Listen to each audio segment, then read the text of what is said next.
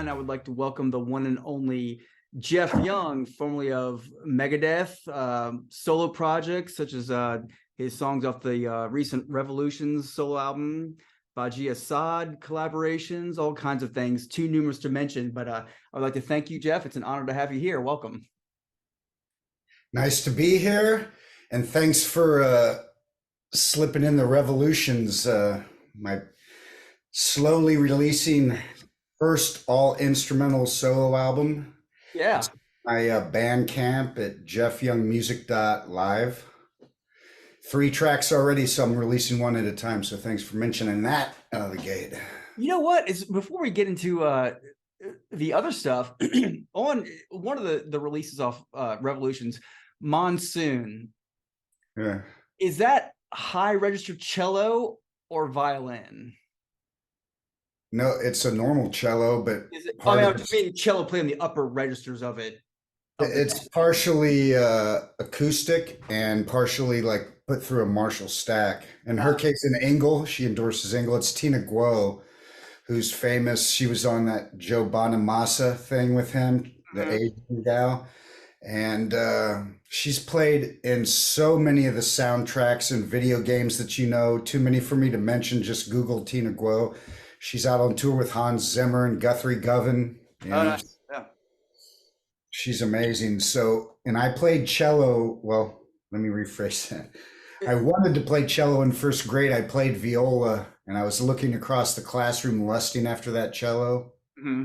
I really wanted to play it. My mom, I think wisely on her part, didn't let me do that because she didn't want to become the designated cello cartage service for a first grader lugging this giant instrument around. Right. But finally, all these years later, I always heard that instrument on that song and doing kind of, back and forth communication, and at the end, kind of a duel. So I'm really happy how that turned out, and I was glad to have her participation along with Rick Farabachi on bass. Mm-hmm. Played with a couple up and comers, including Chick Corea and Billy Cobham, Blood, Sweat, and Tears. And again, Google his discography because it's pretty amazing. Yeah. And Brian Tichy on drums on that. Don't want Yeah. to mention him. He plays great on that. It's one I of my interviewed Brian things Tichy. I've heard him play. Yeah, I Pardon? interviewed Brian Tichy a couple of years ago. Yeah, great player. Phenomenal. So let's talk about the current dealings. Kings of Thrash. Big news that the tour is kicking off, and you also have upcoming the live CD and DVD, Best of the West, Live of the Whiskey, And vinyl. and vinyl. Okay. But it takes longer, so the you can pre-order the DVD, and it's a double CD and a really beautiful packaging designed by our drummer Fred Aiken.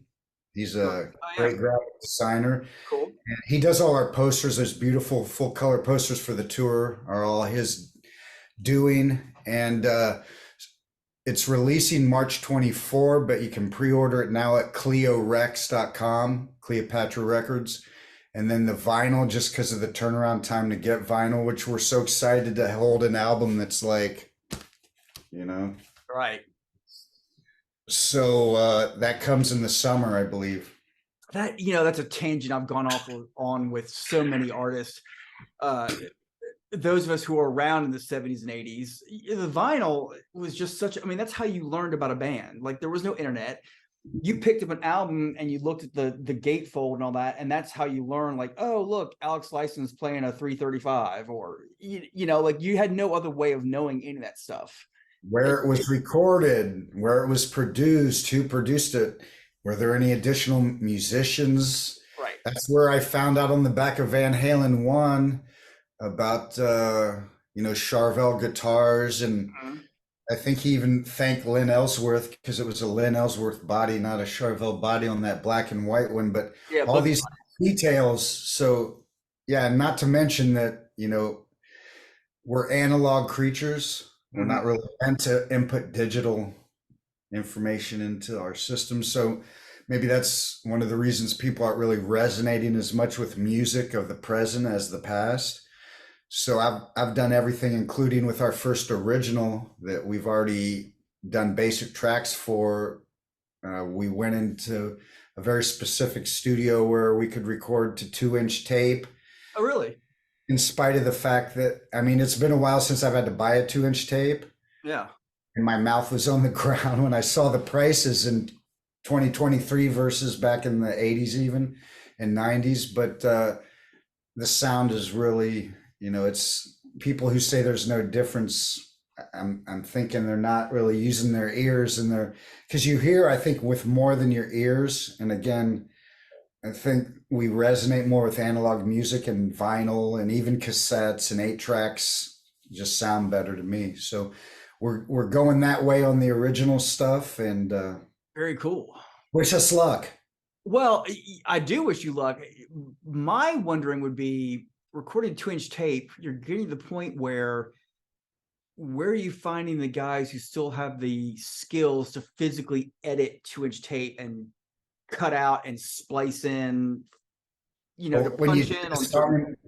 when you do the song in one take like we did, you don't need splicing. Well, that would make it easier. Yeah. And I'll give credit. I mean, Fred's drum part on this first song, it's entitled Bridges Burn, Mhm. the first single, and there's a couple riffs in it that originate all the way back to 1999, pre-Rust in Peace, when David Ellefson and I were doing a couple 16-track demos in his home studio. And I just happened, long lost the cassettes, but happened to remember the riffs. Okay. So Fred just did amazing. We went into the studio, and I've been blessed. I think I don't even remember how I discovered this studio in North Hollywood, but it's owned by the gentleman who's Bobby McFerrin's road manager, sound man, which is really cool. Don't worry, be happy, people. They're doing all the posthumous Jimi Hendrix stuff there. Eddie Kramer basically is there whenever he's got to do any of that kind of stuff. I remember even seeing some Hendrix amps behind some scaffolding there, hidden behind Really? some sound baffles. I got some pictures, but as a matter of fact, People, Hell, and Angels. Have you heard that Hendrix album? Yeah. It's amazing. It was mixed Yeah. there. It was mixed there. They have Christopher Cross's old API mixing board that he Oh, did, nice. Like the Wind. Mm-hmm. Amazing song with a great solo at the very end that you can barely hear. Rick Can't Beato. even hear it, but it's a great solo. Yeah. Beato has a whole thing on his YouTube talking about that and how you can't hear that solo, but It's weird considering that he's the artist and he buried his own solo. and he's a great player, and he has Eric Johnson on that album. Yeah, he does. Yeah. Well, anyway, he recorded that amazing album and whatever else, and sailed away into the sunset. Sold this beautiful API analog board to the studio, and their slogan there is, record and mix out of the box. When people are working in digital and Pro Tools, it's like in the box on your laptop or computer. So, and the benefit of working in the studios, their house engineer, Spencer, I want to give a shout out, who co-mixed the DVD with me. We mixed the audio from the whiskey at the same studio that we're doing the original stuff to 2-inch. Okay. So we mixed that all analog out of the box, which really, it sounds really high fidelity, this DVD. I think people are going to be knocked out with the clarity of the sound. Awesome. Is that a challenge, even if you're coming straight from the board I mean, with all the bleed from the audience noise, it's got to be a challenge to mix that. I'll tell you that thanks to Spencer, who's been apprenticing with Eddie Kramer since I've known him. Good we mentor. draw Eddie Kramer's know-how and expertise without paying the Eddie Kramer rate. If you know what I'm saying. So we went through it with a fine-tooth comb, and believe me, when we got the initial, for those who don't work in studios and only enjoy the end results, the big difference when you record it in a studio versus live is the tracks you get live sometimes can sound very harsh and for sure dry, and they're just not in a sound check. And when you're playing a club like that and you're getting sound on the fly and things are going wrong in sound check, you don't really have time to spend on each instrument appropriately. So sometimes the tones can be suspect. Maybe a mic falls out of a kick drum for a song or half the show or whatever, or anything can happen. And most bands record multiple shows and take the best amalgamation of takes from said shows. We had one chance, and multiple tracks. Everything is on a separate track. It's not just a 2-track mix. Okay. Here's an example. Whiskey has 4 cameras. One of them, which was the best camera, mysteriously was on that night. Whoops. So things like that just happens. But so when we brought the sounds up through Christopher Cross's API board, that already enhances it starts warming things up. Right. And the studio also runs the biggest audio rental house where they have all the outboard gear, and other studios, if they need this or that, will call this place. Okay. And they'll deliver the gear to them. So when Spencer needs, we want to use this, he just goes in the other room and gets it. So we're not using plugins, Right, software, we're using the actual gear. And it makes a huge difference. So by the end, we had the whole back wall behind us with all this stuff running. And the other thing about the Whiskey, you mentioned audience noise. Actually, we could have used a little more. They don't have appropriate audience miking there. You would think at a legendary club like the Whiskey, that they'd have the best sound crew, and everything would be on point. But it's a shit show there. really. On any given night, my friend. So we had our own front of house guy, which was a saving grace, but their monitor guy let us down a bit here and there. And there was some feedback through the show that we had to leave a couple tracks off the DVD that we'll eventually release more stuff. We're thinking of doing off this tour, recording some shows. How about Best of the Midwest, live at wherever, or Best of the East when we go to Japan? How about that? So this could be something ongoing. Plus, we didn't really want to give the whole show away in one thing, because Makes sense. people to come to the show, like Cirque du Soleil in these Vegas shows, they wouldn't even put out a DVD of a portion of their show because they want people to come to Vegas and see it. We're given, I think it's 17, 18 tracks total, and it's arranged in an order for home presentation. It's not the running order of that evening. It's the running order of, it starts with Last Rites from Killing, and goes into Rattlehead and Skull Beneath the Skin. So we start kicking ass right from the beginning. Right. And the way we present is more like a story, and really thought about the arc of, because people are watching it at home kind of like a movie. So we start with Into the Lungs of Hell and Set the World Afire live, because we start with the So Far So Good So What. In the DVD, that's in the middle of the show, and on the vinyl, it had to move around. And this is one thing people need and may want to think about, is we couldn't even keep the show in the order we wanted, which is from the DVD to the vinyl, because of timing, and you can only fit so much time on a vinyl. So we had to arrange it. We had to really put our thinking caps on how we were going to arrange the DVD, the CDs, and the vinyl. So each one is presented a little differently, but they all flow really cool together. Yeah, I mean, younger people may not realize that the reason a lot of albums used to be 30 to 40 minutes long wasn't because they ran out of ideas, because that's how long you could fit on a vinyl LP. And they were thinking about audio quality and sonic, to get that the highest level that they could get it. And again, that's why these albums like Pink Floyd, Animals stand the test of time. Mm-hmm. Yeah, very cool. That's very interesting that you're doing that off 2-inch and analog. That's really cool. We love it. There can't be that many people doing that, even putting forth the effort to do that. That's because we care. Yeah, we like you guys. Right. Well, that's really awesome. Yeah, so you're hitting more of the East Coast and the Midwest. I think you're coming near me in Ardmore in Pennsylvania in March. To meet you in person. Right. I'll be just getting back from vacation. Treatment, my man. What's that? Give you the whole VIP treatment. Roll out the red carpet for anyone that helps us get the good word out. I'll be there. It's so hard for bands this day and age, because there's an inundation of a lot of music, a lot of bad music, and it's sometimes hard to navigate your way and find the good music. And we just feel really blessed that you know, all the music media is really embracing the project, and it seems like a good portion of the music aficionados out there are getting what we're trying to do. Right. We're not a tribute band. We're not out here to do just Megadeth stuff. In fact, the project started on our, you know, 4 originals that we already have demoed.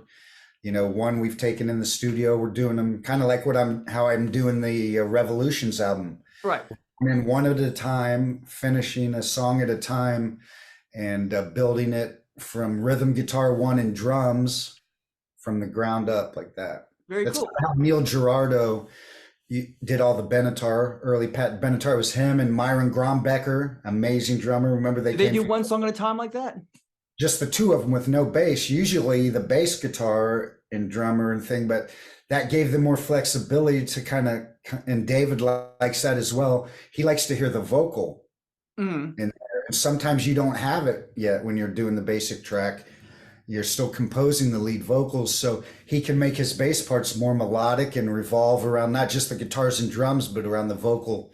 So I think that's really cool of him, and it kind of lines up exactly how I like to record. So we went in, Fred and I, and laid down Bridges Burned, and that's right. I was going to ask you. on our way. Yeah. I was going to ask what the original impetus was for this project. Like, what was the original genesis of the idea? Was it you and David Ellefson talking, or what was it? It started through the Nick Menza "This Is My Life" documentary that's about to come out on Ellefson Films. I was contacted by Nick's folks because I ended up rooming with Nick for a good portion of the So Far So Good So What tour. He was the drum tech at the time. Most people know this story. And I couldn't really vibe staying in the same room with the band with a lot of the drugs going on. I would have roomed with David Ellefson because he always kept it really professional, and he always had his stuff together even at that time for him. But him and Mustaine were kind of like the Toxic Twins, running buddies, and they always wanted to room together. So I roomed with Nick, so I got to know him really well. And then they subsequently invited me as they're filming this to do that. The filming took place out here in LA. The night before, we ended up having dinner at the back booth at the Rainbow Bar and Grill on Sunset to kind of everyone connect and kind of set the tone for what we were going to do and accomplish the next day. Yeah. And I think it's funny that, you know, I don't know if you've seen the movie American Satan, which is just such a great movie for music folk, heavy metal folk to see. I have not. Well, I met Malcolm McDowell. Okay. Weekend at the horror convention we just played in Atlanta, and they have a huge scene in that booth where the band and him make a pretty big deal. That's your movie of the week recommendation from yours truly, American Satan. Guys to check out. I'm sure a lot of the listeners have seen it and know the booth, and it was just a trip that Malcolm was in the same room with us this weekend along with the Terrifier cast, and had a great picture with them, and he's a really cool chap. But I digress. We were paying our bill literally after a fine dinner and getting ready. We were literally standing up to kind of leave, and I whispered in his ear the 2 riffs that I remembered from a song we were demoing back for Rust in Peace that I'd long since lost the demo. Sure, he has as well, but I kind of whispered some sweet nothings in his ear, and he's like, dude, we got to get in a room and work that up. So it literally started with that. And I had another song that I was working on with a drum beat that Nick came up with.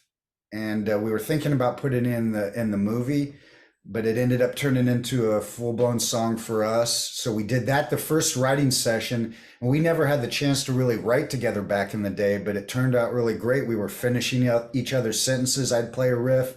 When I was done with the riff, he's like, what would we do here? And then he'd come with something, or, you know, I'd come with the next bit, and we ended up with 2 songs in the first session.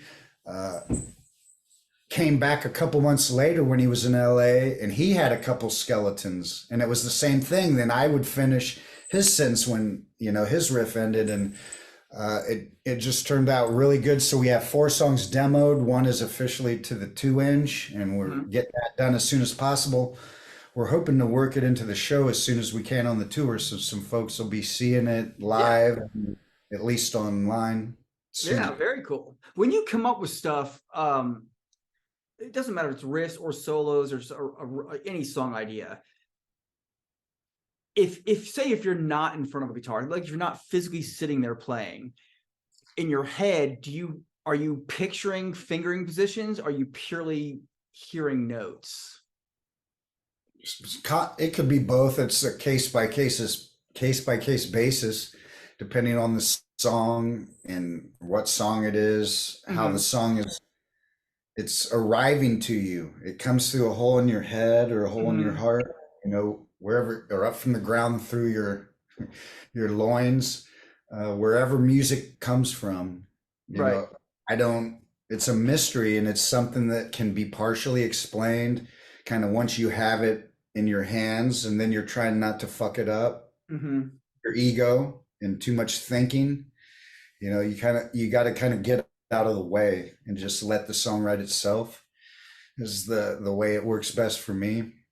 But I'll hear some melodies and then have to go to a guitar, or if I hear a melody, I might put it in a phone if I don't have a guitar nearby. Right now we're in the stage of writing the vocal melodies, and I have a little knack for that, lyrics and poetry and writing melody lines, and I've tend to do that on a lot of the projects I've worked on. So Chaz and I are doing that together. We did one writing session, came up with melodies for the whole thing. The pre-chorus melody we came up with became the guitar 2 part that he's playing. Right. And I wrote a new vocal over that because that's what came to me. And then we wrote a chorus that day, and I ended up writing a brand new verse melody for him because something better came than the day we got together and wrote. So it happens always in a totally random order. Sometimes you can write the chorus first, right, and the first verse last, or quite the opposite. So it's really just a matter of being open and letting the song just evolve over time and not trying to do it too fast. You got to be patient with it. I've been waiting for the first line for this song since January, when I sang it in his ear, and it just came last week finally, because it's a pretty important and meaningful thing. The first line Chaz is ever going to sing to the world, and we didn't want it to be trite. We wanted it to be something that was powerful and set up the song. And once that line came, then the rest just came. It just flooded like a flood, literally. Like the dam. His vocals really,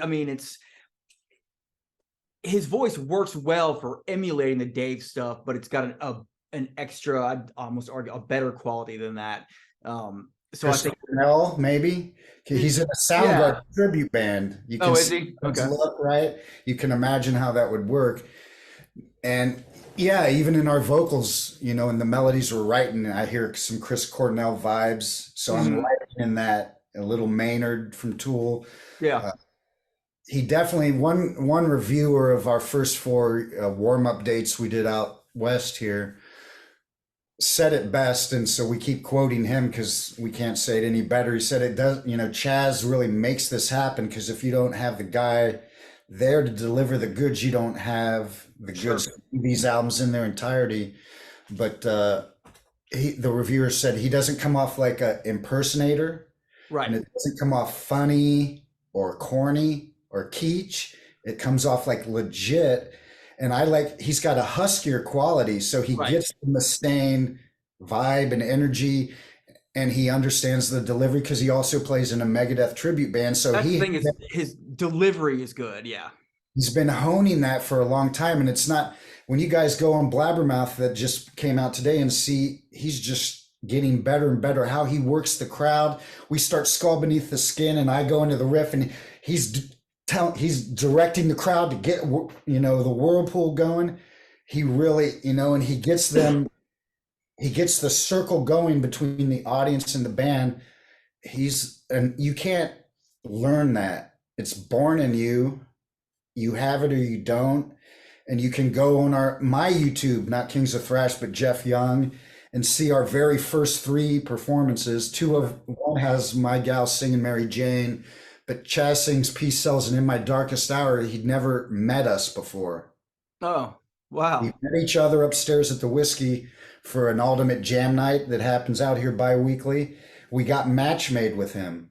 And that's how Kings of Thrash were born. We actually had a different singer with a totally different sound, and these originals would have ended up totally different Right. had we not been invited to do those 3 songs. And that's when the management saw that, and it took off on the internet, the 3 songs. And you can see Chaz totally unrehearsed his first time, how happy he is to be there. And he just got that kind of dime bag Daryl, Vinnie Paul likability Right. that our kids and our listeners really like, that energy that he has. You can't fake charisma. No, and the funny thing is that people would never guess he's a lawyer by day. Really? Yeah, I wouldn't have. Yeah, he does union law. It's not like Perry Mason or anything, but so, and his law, his everyone at his work totally supports him, and lets him have leave of absence to go do this. So I think that's really cool. Right. And we have everything kind of self-contained, like Kiss or the Who or Zeppelin or Cheap Trick. And I think of it like that. Like, Cheap Trick had the 2 cool guys and the 2 nerd guys on the back of In Color. And everyone has their role in this band. And we bring Chris pulling in as he can. The 2 young guys up the middle, and you got the 2 OGs on the outside with Ellefson and me. David's always thinking about the big picture umbrella and the business and stuff. And I serve as musical director and as mentioned, ears when we're mixing stuff and writing with Chaz and working with these guys, because we all 3 live in LA and David lives in Arizona. So we rehearse a lot with no bass. Okay. We're about to rehearse 2 days this week, getting ready Wednesday and Thursday. And that's actually great because low end can really lift the band. Without bass, a lot of bands would be pretty pathetic sounding. Sure. And it forces us to get really tight and really sound strong with just the 2 guitars and drums. Good point. Vocal. And then when David, he knows this stuff so well, he just walks in, we rehearse 1 or 2 days with him, and we're good to go. Yeah, that is a good point. Yeah, if you're playing without that sonic layer to the mix, yeah, you'd have to be pretty focused to make it sound good. It makes you play harder and better. Make sure you're filling all the spaces. There's no mistakes, because the bass can kind of cover up some of those errors. So we're not naked like that in rehearsing. We're really putting everything under the microscope and making sure Chaz and I are super tight on everything. And Fred's just a beast. Everyone, everywhere we go. Right. I keep saying he's like a Randy Rhoads on drums, and I can't say it enough. He captures Gar's spirit like no one I've ever heard, and that's coming out of Poland's mouth. And him and Gar, how far they go back. And that's really probably the hardest Megadeth drummer to cop, because his style was so eccentric and jazz fused. Right. With their Mahavishnu and Alan Holdsworth influences that he and Chris had. So we just, man, and the cymbals, Fred's cymbals sound so good on the Atlanta bootlegs. And these are just cell phones, people in the audience with their cell phones. I was watching back the other night going, man, the bell when he hits, I was just going, holy. Right. Yeah, that's it. Yeah. And I would argue that, Gar and Chris Poland and you, that's hard to emulate, because you and Chris Poland both pull a lot of outside notes and outside phrasing you're playing. It's not going to be the standard triplets and stuff that a lot of guys are playing. That's the idea. Right. Outside the box. I mean, again, Chris, and that it's been so cool that I replaced Chris and we were acquaintances. We met. He came backstage in Santa Monica when we opened for Dio and said that was the best Megadeth ever sounded. And I'm not in a band. That's the kind of humble guy Chris is. And he came on my radio show that's in my Music Without Boundaries archives, gave an amazing interview some years back.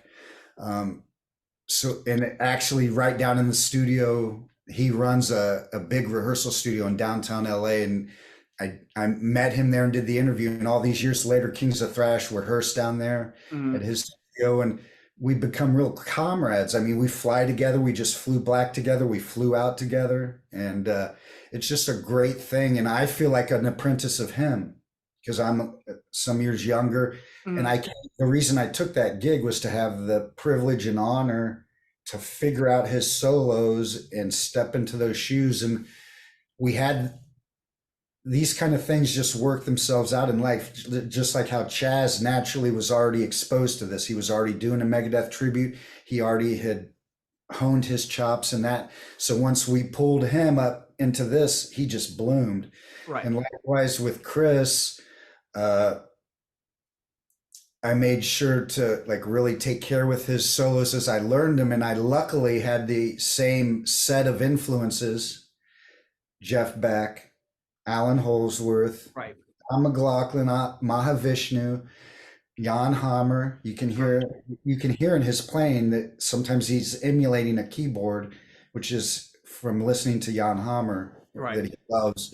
So that gave me the ability to do it by ear and figure his stuff out. Remember, we didn't have YouTube.